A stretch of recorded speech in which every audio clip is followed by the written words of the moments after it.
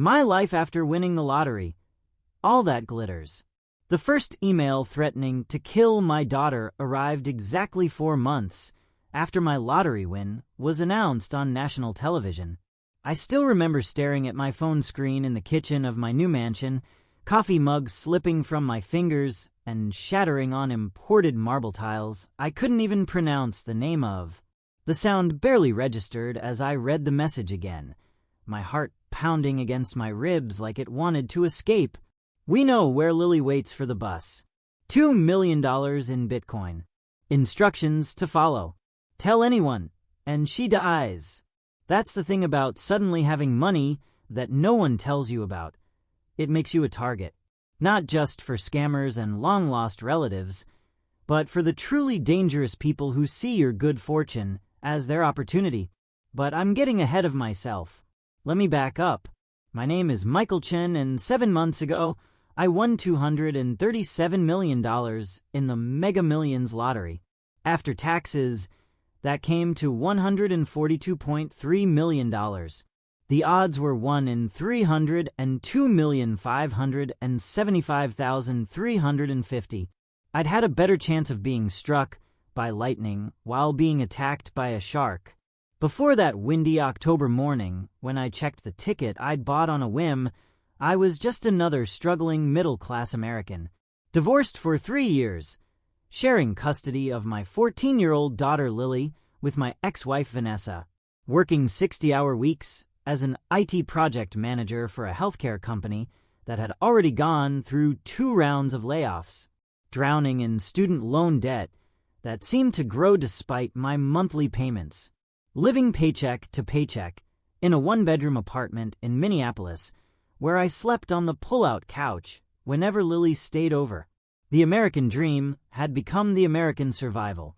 When I realized I'd won, I didn't scream or jump around like the winners you see on YouTube. I sat perfectly still on my kitchen stool, sweating, as the blood drained from my face. I checked the numbers 17 times.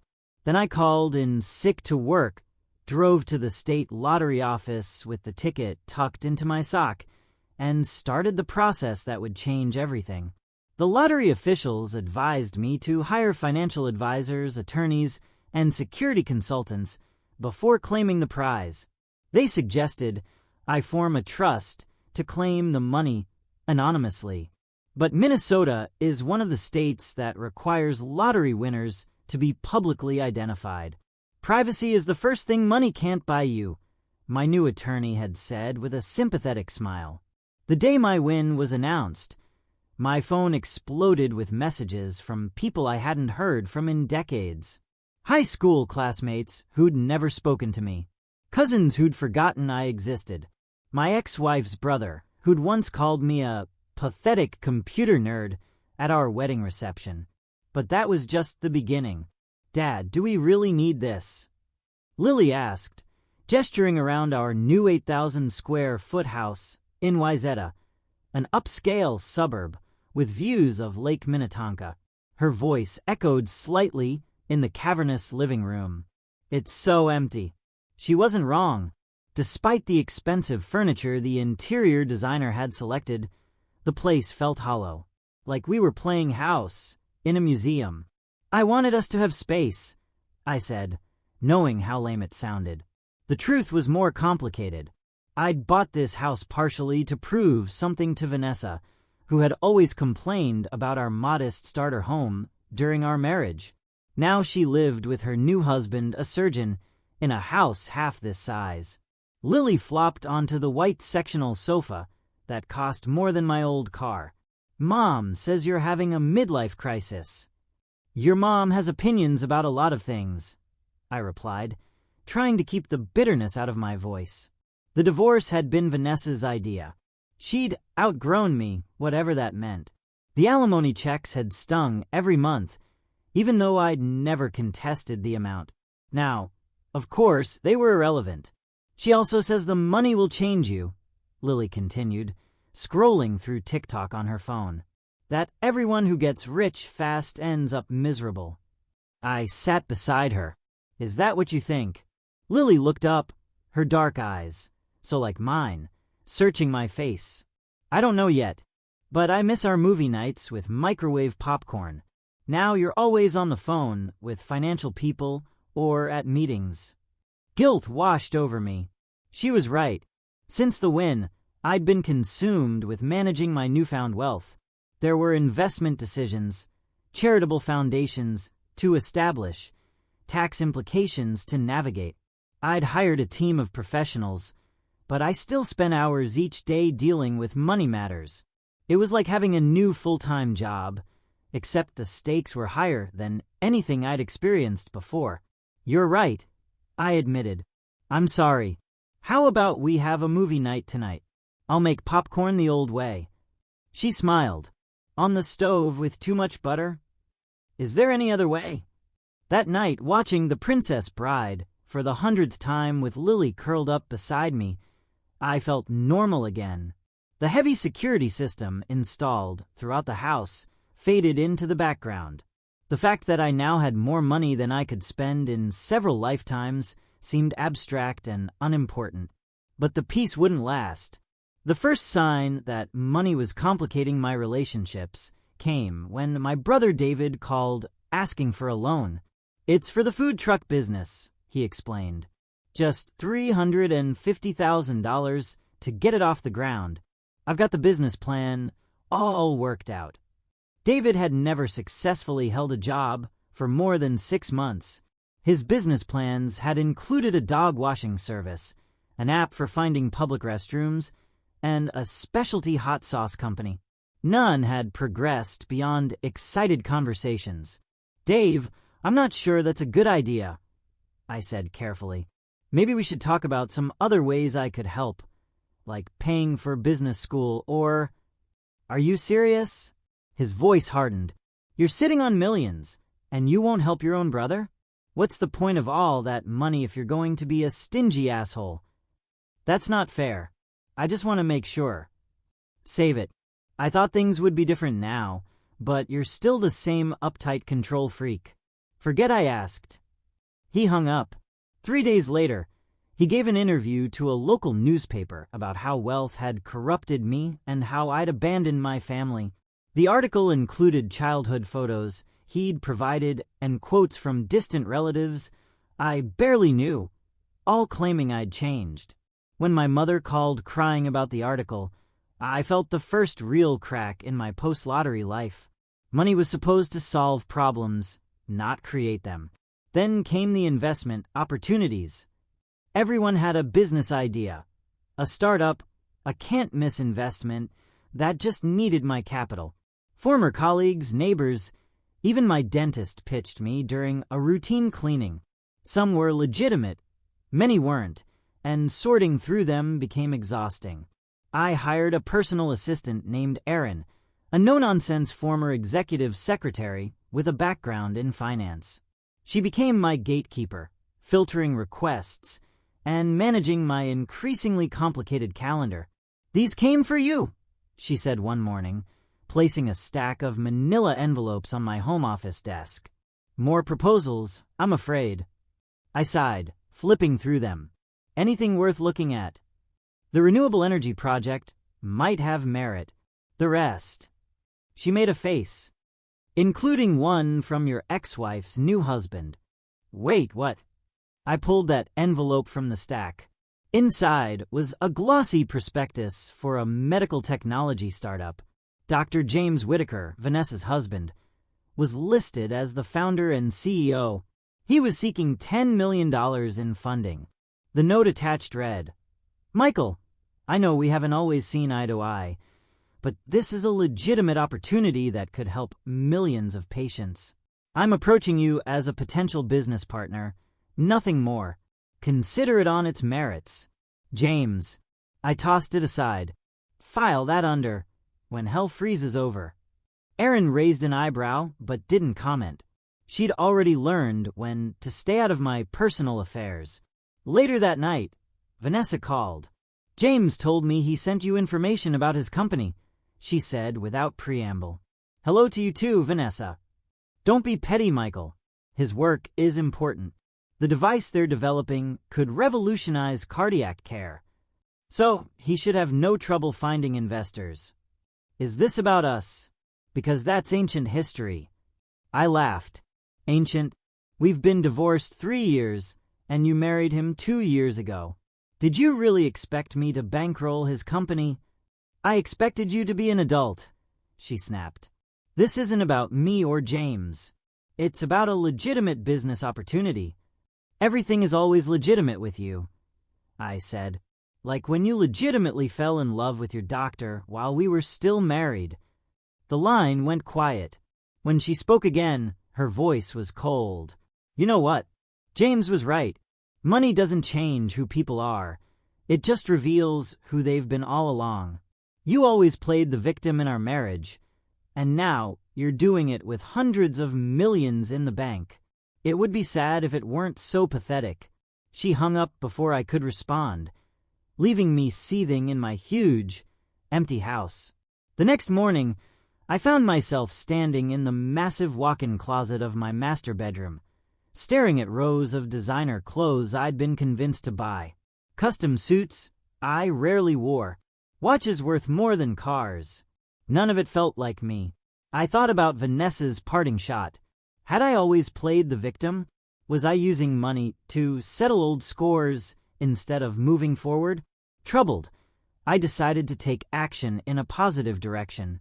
I called my financial team and set up a significant anonymous donation to the children's hospital where Lily had been treated for pneumonia as a child. I established a scholarship fund at my old community college. I funded a tech training program for low-income youth. It felt good to put the money to work for others. For a while, I convinced myself I was handling my new wealth responsibly. But then I made my first major mistake. Through my new social circles, wealthy people who suddenly found me interesting, I met Roland Pierce, a charismatic venture capitalist with a track record of successful investments in tech companies. He invited me to exclusive events, introduced me to celebrities and power players, and generally made me feel like I belonged in the world of the wealthy. When he approached me about investing in a new social media platform aimed at privacy-conscious users, it seemed like a no-brainer. My tech background made me confident I could evaluate the opportunity, and Roland's expertise reassured me. I invested $15 million. 6 months later, the company imploded amid allegations that it had been harvesting and selling user data, the exact opposite of its stated mission. Roland disappeared to his estate in the Cayman Islands, unreachable. Class action lawsuits followed. While I wasn't legally culpable, my name was associated with the scandal. The money I lost wasn't life-changing given my overall wealth, but the public embarrassment and betrayal stung deeply. Worse, it reinforced what the wealth management books warned. Newly wealthy people are prime targets for sophisticated scams. I retreated from my new social circle, suddenly suspicious of everyone's motives. Was anyone genuinely interested in me, or just my money? Dad, why can't I go to Zoe's party? Lily demanded, standing in my home office with her arms crossed. Because I don't know Zoe's parents, and they're apparently fine with having 50 unsupervised teenagers in their house, I replied, not looking up from my laptop, where I was reviewing security upgrades for our home. You never had a problem with me going to parties before. Things are different now. Because of the money? That's all you ever talk about. The money, the security, the risks. I'm suffocating here. I finally looked up. Lily, you don't understand. People see us differently now. They want things from us. No, they want things from you. I'm just your kid who can't have a normal life anymore because you're paranoid. Her voice cracked. Mom lets me go to parties. Your mother doesn't understand the security concerns. Lily's eyes flashed. Or maybe she cares more about me being a normal teenager than whatever rich people problems you've invented. That's enough, I said sharply. The answer is no. I'm trying to protect you. I didn't ask for protection. I didn't ask for any of this. She stormed out, slamming the door behind her. I put my head in my hands. Was I being overprotective? The security consultants had emphasized that family members of the wealthy, especially children, could be targets for kidnapping or exploitation. But was I allowing fear to steal my daughter's normal life? The question haunted me as I reviewed the security footage of our property later that night, watching the guards patrol the perimeter. Our home had become a gilded cage. 3 weeks later, Lily and I were barely speaking. She spent more time at Vanessa's house, and our once close relationship was fraying. I missed my daughter desperately, but didn't know how to bridge the growing divide without compromising her safety. Then the threatening email arrived. We know where Lily waits for the bus. $2 million in Bitcoin. Instructions to follow. Tell anyone, and she dies. My security team had warned me about ransom demands, but this was different. This mentioned specific details about Lily's routine. This felt personal. With shaking hands, I called my head of security, a former FBI agent named Marcus. We need to move Lily to a secure location immediately, he said after seeing the email. And we need to contact law enforcement, regardless of the threat. But what if? Mr. Chen, I understand your fear, but this is exactly what these criminals want. If you pay once, the demands never stop. Let us do our job. Within hours, a joint task force of FBI agents and local police were working from my home. Lily was brought to the house under escort, terrified and confused. What's happening? She asked as security personnel swept the house for surveillance devices. I showed her the email. Her face went pale. Is this because of the money? She whispered. I nodded, unable to speak past the lump in my throat. All my fears were materializing. My daughter was in danger because of my wealth. The investigation moved quickly. The email was traced to a public library computer. Security camera footage revealed a young man who looked vaguely familiar to me, though I couldn't place him. The FBI agent showed me an enhanced image. Do you recognize this person? I stared at the face. Early 20s, angular features, angry eyes. Something clicked. Wait, I think that's Roland Pierce's son, Connor Pierce. Further investigation confirmed my suspicion. Connor Pierce had lost his trust fund when his father's assets were frozen after the social media company scandal. He blamed the investors who had betrayed his father, especially me, the newcomer who had helped bring public attention to the fraud by speaking to investigators. The threat wasn't random. It was revenge. Connor was arrested 2 days later, trying to access another public computer. He had no real plan for kidnapping, just desperation and a misguided sense of retribution. He confessed immediately, facing serious federal charges. I should have felt relieved. Instead, I felt hollow. My wealth had nearly destroyed a young man's life and had put my daughter in the crosshairs. What was the point of all this money if it only generated fear and resentment? In the aftermath of Connor's arrest, I made a decision. I needed to reevaluate everything. I sat Lily down in our living room, the lake shimmering through floor-to-ceiling windows behind us. I've been thinking, I said carefully, about the house, the money, all of it. I haven't been handling things well. She studied me, cautious after weeks of tension. What do you mean? I mean, I've been letting fear drive my decisions. I've been trying to use money to fix problems it can't fix, and I've been shutting out the people who matter most, including you. Her expression softened slightly. So, what are you going to do? For starters, I want us to find a different house. Something normal. This place doesn't feel like home. Really? Her eyes widened. But you spent so much on it. That's part of the problem. I've been spending money to impress people I don't even like, instead of focusing on what actually makes us happy. I took a deep breath. I'm also thinking about setting up a major charitable foundation, something that could make a real difference.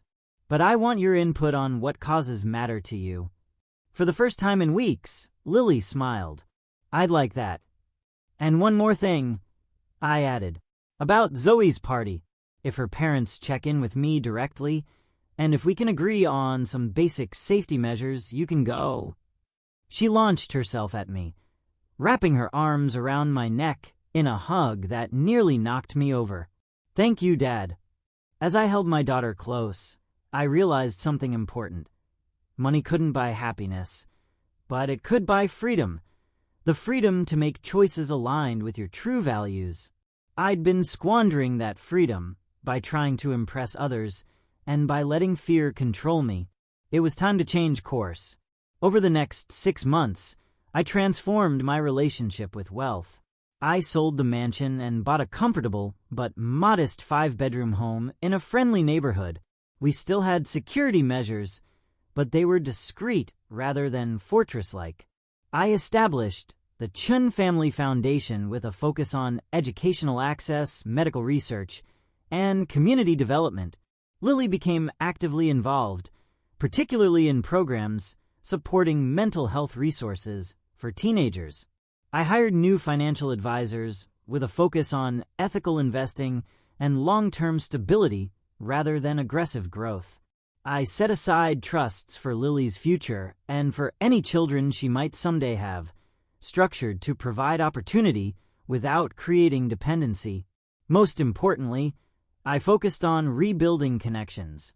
I reached out to David, acknowledging that I'd handled his request poorly. Instead of simply giving him money, I offered to help him develop a realistic business plan and provided seed funding with clear milestones. His food truck actually showed promise once he had proper guidance. I even met with James Whitaker to properly evaluate his medical device company. The technology was sound, and after thorough due diligence, I became a minority investor. It wasn't about Vanessa anymore. It was about supporting innovation that could help people. My relationship with Lily flourished once again. We reinstated our movie nights. I attended her debate team competitions and cheered embarrassingly loud. She brought friends over, without worrying that our home would make them uncomfortable. You seem different, Vanessa remarked one day when dropping Lily off. More like yourself.